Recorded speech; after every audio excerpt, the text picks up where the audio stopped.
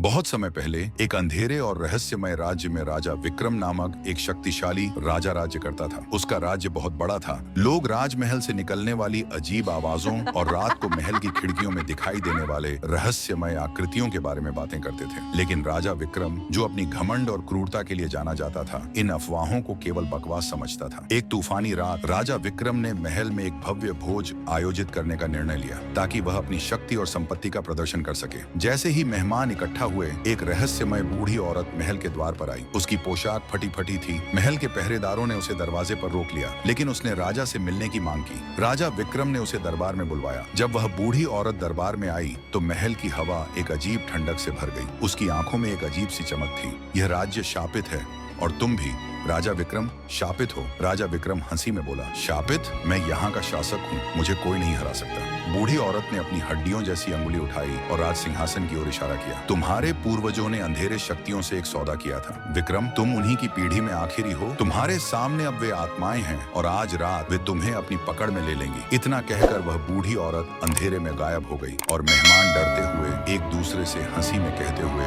उस घटना को नकारने लगे। लेकिन राजा विक्रम के दिल में एक अजीब सा डर बैठ गया। उसने सोचा, वह बूढ़ी औरत पागल है। लेकिन उस रात भोज के बाद अजीब घटनाएं होने लगी। दीपक मध्यम पड़ने लगे, दीवारों पर परछाइयां विचित्र तरीके से हिलने लगी, जबकि चूल्हे में आग जल रही थी। राजा विक्रम घबराया। राजा विक्रम अपने सिंहासन कक्ष में लौट आया। वह बैठा अपने दिमाग को शांत करने की कोशिश कर रहा था। लेकिन जैसे ही घड़ी ने मध्य रात्रि को छुआ, कमरे में एक अजीब सी ठंडक घेरने लगी। हवा भारी हो गई। अचानक दरवाजे बंद हो गए और कमरे में अंधेरा छा गया। राजा विक्रम ने मोमबत्तियां जलाने की कोशिश की, लेकिन वे नहीं जल पाई। फिर कमरे के कोनों से आवाजें आने लगीं। राजा विक्रम चौंकते हुए खड़ा हो गया और तभी चारों ओर से भूतिया आकृतियां प्रकट हुई। वे आत्माएं थीं जो राजा विक्रम के पूर्वजों द्वारा किए गए अपराधों के कारण शापित हो गई थी। वे अपनी ठंडी कटीली उंगलियां उसकी ओर बढ़ाती हुई आ रही थी। तुम समझते थे कि तुम शाप से बच सकते हो? एक आत्मा फुसफुसाई। उसकी आवाज बिल्कुल खोखली थी। अब तुम्हें अपनी कुल के पापों का दंड भुगतना होगा। राजा विक्रम चिल्लाने की कोशिश करता है, लेकिन उसकी आवाज हवा में खो जाती है।